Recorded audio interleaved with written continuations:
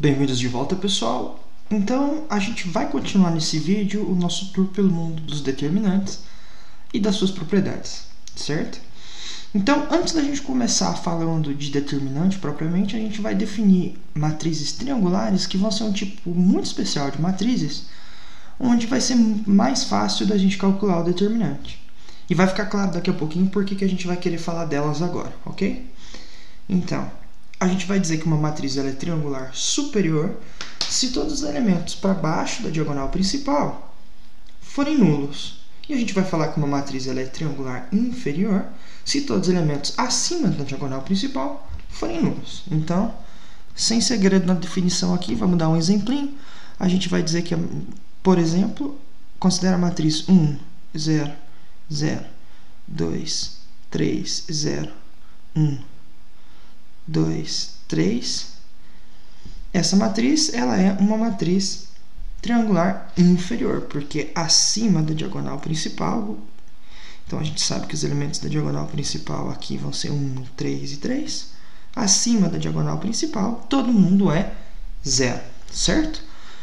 Além disso, a minha matriz B igual a 4, 5, 6, 7. 1, 2, 3, opa! Me empolguei. A minha matriz B igual a 1, 2, 3, 4, 0, 5, 6, 7, 0, 0, 8, 9, 0, 0, 0, 10 é uma matriz triangular superior, porque, de novo, a gente marca aqui a diagonal. Os elementos abaixo da diagonal são todos nulos, ok? Bem, sem segredos aqui.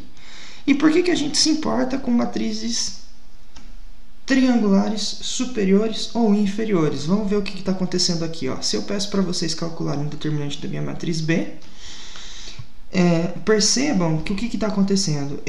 Lembrem-se que a gente pode escolher a linha ou a coluna onde tem mais zeros para a gente desenvolver o determinante por cofatores, de modo que eu precise fazer menos conta, certo?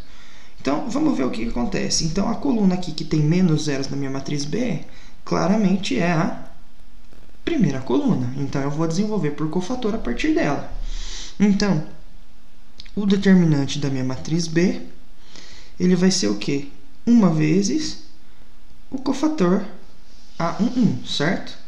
Então, o que vai acontecer aqui? A gente vai ter 1 vezes menos 1 elevado a 1 mais 1 vezes o determinante da minha matriz 5, 6, 7, 0, 8, 9, 0, 0, 10, certo? Beleza. 1 vezes 1 vai me dar 1. Então, a gente só tem que o determinante da minha matriz B, na verdade, vai ser igual ao determinante dessa minha matriz aqui. Mas percebam, eu posso, de novo, desenvolver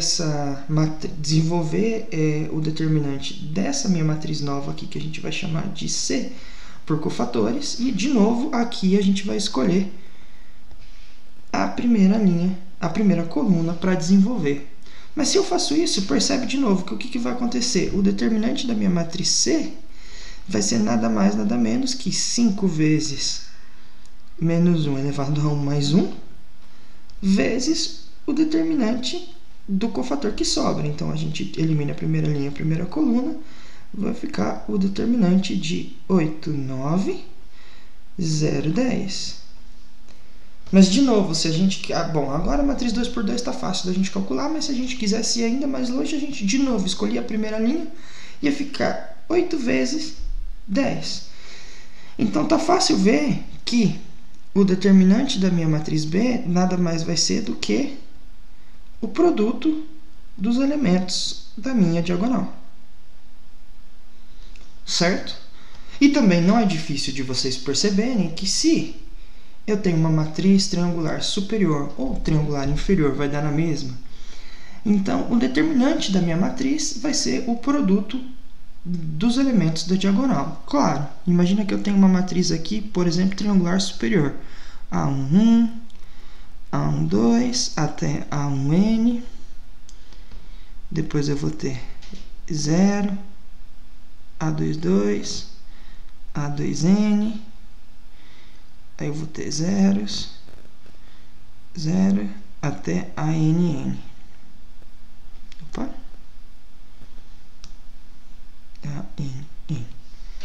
Então, para eu desenvolver por determinantes essa matriz, eu vou primeiro pegar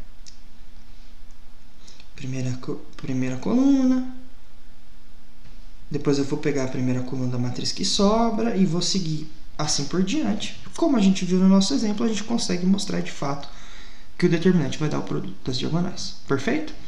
Então, lembrando que isso é o esboço de uma demonstração, isso não é uma demonstração, mas é só para dar ideia para vocês do que está acontecendo. Ótimo. Então, agora vamos para a primeira propriedade determinante importante que a gente vai ver agora. Então, se eu pego duas matrizes de ordem n, vão valer as seguintes propriedades. Se a minha matriz B, vou mudar de cor aqui, se a minha matriz B ela pode ser obtida da minha matriz A multiplicando uma linha por um escalar alfa, então o determinante da minha matriz B ele vai ser alfa vezes o determinante da minha matriz A. Então, quer dizer que se eu já calculei o determinante da minha matriz A, para eu ter o determinante da minha matriz B, basta multiplicar pelo escalar que multiplica a tal linha. Certo? Bem, se eu consigo obter B a partir da minha matriz A, trocando duas linhas de posição, então eu consigo ver que é possível mostrar, na verdade, que o determinante da minha matriz B vai ser exatamente igual a menos o determinante da minha matriz A. Certo? Que é o que está dizendo aqui. Por fim, se B é obtida da minha matriz A somando-se a uma linha o múltiplo escalar de outra, então o determinante das duas matrizes são iguais, que é o que está escrito aqui. Então percebe que por que isso é interessante, por que essas propriedades são tão valiosas para a gente, né? A gente tem então que quando a gente faz operações elementares na minha matriz, ou seja, quando eu estou usando o método de Gauss-Jordan na minha matriz, né, para escalonar, eu não estou alterando muito o determinante da minha matriz. Então, essa vai ser uma propriedade que a gente vai levar em conta, que a gente vai usar para provar vários resultados aqui hoje, nesse vídeo, certo? Então, vamos ver na prática como que a gente vai usar essas propriedades. Por exemplo, vamos começar com a matriz A igual a 1, 2, 1, 0, 1, 4, 2, 2, 1. Suponha que eu quero calcular o determinante dessa matriz aqui, mas eu gostaria de fazer o mínimo de conta possível, certo? Então, em vez de eu tentar desenvolver essa matriz por cofator, será que a gente não consegue, através de trocas de linhas, porque a gente acabou de ver na nossa matriz aqui, que se eu troco uma linha por um múltiplo escalar da outra, ou melhor, se eu somo numa linha o múltiplo escalar de outra, eu não vou estar alterando o determinante. Será que eu consigo fazer isso para que eu consiga botar essa minha A numa matriz triangular superior? Então, vamos tentar. A gente pode pegar e pode trocar a primeira linha. A gente pode fazer ela... Na verdade, a gente pode pegar a terceira linha e subtrair duas vezes a primeira linha. Então, a gente vai fazer o quê? A gente vai fazer L3 menos duas vezes L1 e vai trocar na L3. E isso vai dar para a gente a matriz 1, 2, 1, 0, 1, 4, 0, menos 2, 1. E agora, usando essas duas aqui, né, a gente vai conseguir fazer o quê? A gente vai pegar a linha 3 e subtrair dela menos duas vezes a linha 2. E vai trocar de novo na L3, né? E com isso a gente vai ter o que então? A gente vai ter a matriz 1, 2, 1, 0, 1, 4, 0, 0, 7. Então percebam que eu fiz duas vezes a terceira operação do meu teorema. Significa então que eu não alterei o determinante da minha matriz. Isso é, que o determinante desta matriz é exatamente o determinante desta matriz. Mas essa matriz aqui é uma matriz triangular superior. Significa então que o determinante dela é apenas o produto dos elementos da diagonal principal. Com isso, a gente mostra que o determinante da minha matriz A é igual a 7. Então a gente evita fazer toda aquela conta com a gente evita fazer toda aquela conta com os cofatores, simplesmente escalonando a minha matriz e transformando ela numa matriz triangular, ok? Bem, além disso, esse teorema dá pra gente uma coisa interessante. Ele dá que se eu tenho uma matriz onde duas linhas da minha matriz são iguais, então necessariamente o determinante da minha matriz é zero. Por que isso? Vamos primeiro falar.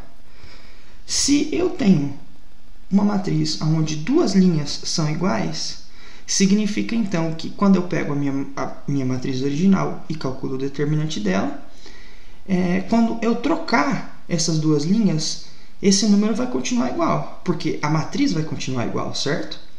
Mas significa então que o determinante dessa matriz que eu obtive trocando as linhas tem que ser menos o determinante da matriz original. Então o único número que é igual, que ele é igual a menos ele, é o zero, e a gente acaba concluindo o que a gente quer. Vamos ver um exemplo 4x4 disso que eu acabei de falar para vocês. Então considere a matriz A,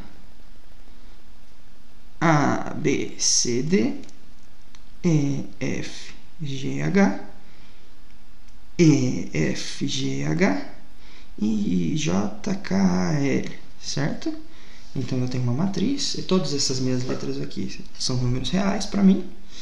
E o que vai acontecer eu sei que o determinante da minha matriz A eu calculo, por exemplo, desenvolvendo por cofatores aqui, sem problema, certo? Mas perceba que quando eu trocar essas duas linhas aqui, a matriz que eu tenho, a matriz obtida pela troca da linha 2 com a linha 3, ela é o quê? Ela é de novo a matriz A, porque a gente tem de novo A, B, C, D, E, F, G, H, E, F, G, H e J, K, L. Beleza. Mas então, a propriedade de número 2 vai me dizer que o determinante desta matriz tem que ser igual a menos o determinante desta matriz. Isso vai implicar então que duas vezes o determinante da minha matriz A é igual a zero, simplesmente passando esse cara para o lado de cá. Mas então, como 2 é diferente de zero, isso daqui vai implicar que o determinante de A é zero, certo? Então, o argumento vai valer, a gente vai conseguir fazer isso para uma matriz de ordem qualquer, mas a gente acabou fazendo aqui 4x4 para ficar mais claro o que está acontecendo. Bem, então vamos para mais propriedades agora dos determinantes. A gente tem que se A e B são duas matrizes de ordem n, então vão valer as seguintes propriedades. O determinante do produto de A por B vai ser exatamente o produto dos determinantes de A com B.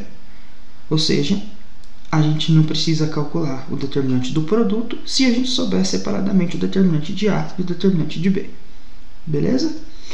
Tomem cuidado que a gente está estabelecendo essa fórmula para o determinante do produto de matrizes, mas a gente não disse nada para o determinante da soma de matrizes. Isso é porque a gente não tem uma fórmula para isso.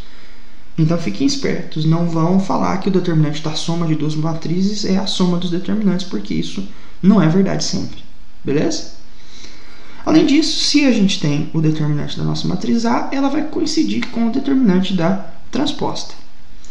Lembrando que isso é um teorema, a gente precisaria demonstrar ele, mas como a demonstração desses dois resultados vão fugir um pouco do objetivo desse vídeo, a gente vai pular, ok? A gente vai usar esse teorema, mas não vai demonstrar. Então vamos agora para uma caracterização de matrizes de ordem n a partir do determinante delas. Ou seja, a gente vai ver que para uma matriz ser invertível, basta que o determinante dela seja diferente de zero e também que se o determinante de uma matriz é diferente de zero, então ela é invertível.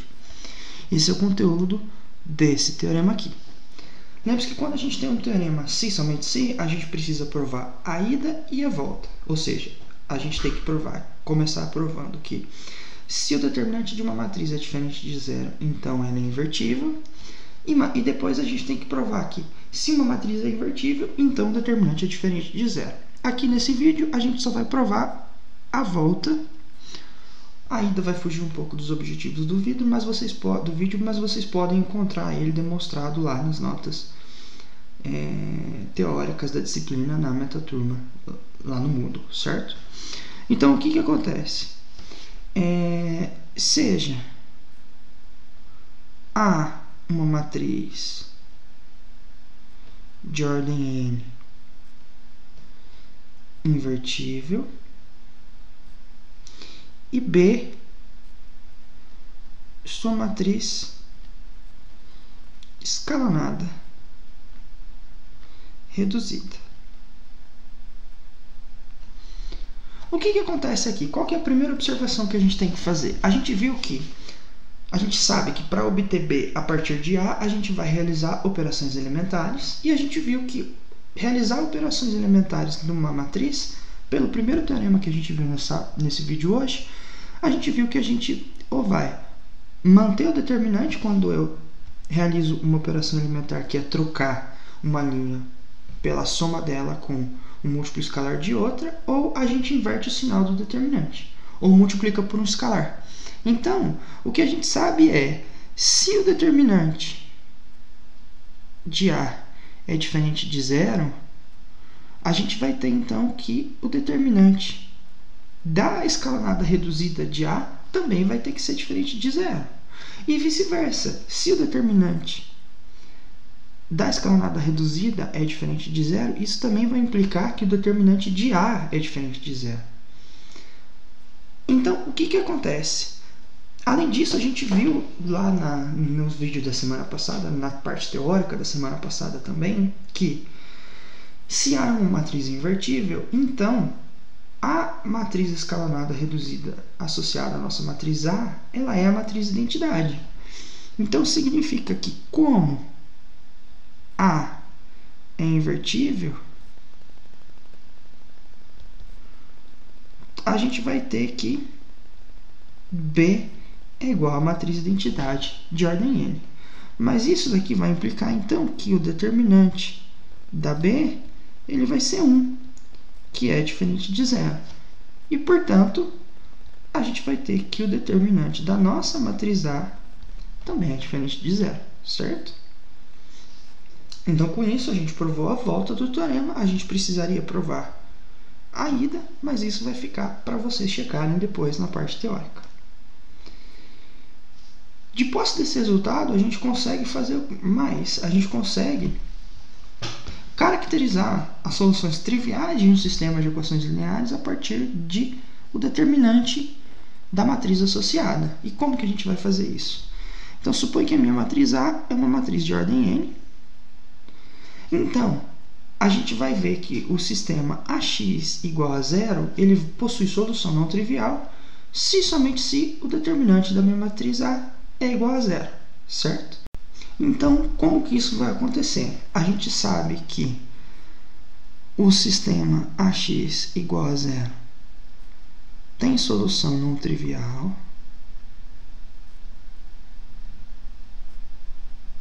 se e somente se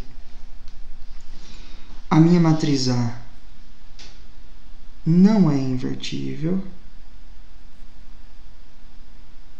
Isso vocês viram na semana passada e na videoaula do John. E isso vai acontecer se e somente se o determinante de A for igual a zero, porque a gente está pedindo que a matriz seja não invertível, certo? Então agora a gente tem uma ferramenta bem poderosa, um método bem prático para decidir quando que um sistema tem solução não trivial, ou seja, um sistema admite uma solução que é diferente do 0, 0, 0, 0, certo? Suponha que eu peça para vocês encontrarem todos os valores de A, de modo que esse sistema aqui possua solução não trivial, certo? Então, sempre que a gente está com um sistema de equações lineares, a gente vai lá e escreve o sistema na forma matricial para a gente poder trabalhar com matriz, que em geral é mais simples. Então, a gente vai escrever o sistema na forma A3, 1, 4, x, y igual a 0, 0, correto? E a gente viu que esse sistema vai admitir solução não trivial se somente se o determinante dessa matriz for igual a zero. Então, queremos os valores de A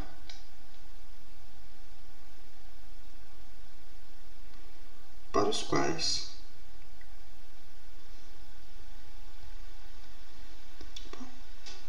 o determinante da matriz A3, 1, 4 seja igual a zero.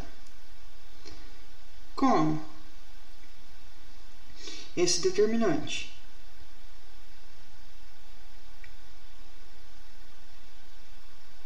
é igual a 4A menos 3, temos que, para A igual, então eu faço esse determinante igual a zero, ou seja, eu tenho que o meu A é igual a 3 quartos, o sistema possui solução não trivial. Além disso, como a gente sabe que esse cara vai ter solução não trivial se somente se o determinante igual a zero, e o determinante igual a zero apenas para o A igual a 3 quartos, a gente sabe que esse é o único valor de A, de modo que o sistema possua solução não trivial, ok? Bem, então o nosso vídeo acaba por aqui. Eu espero que vocês tenham aproveitado. Vocês podem consultar o material escrito desta semana lá no Moodle.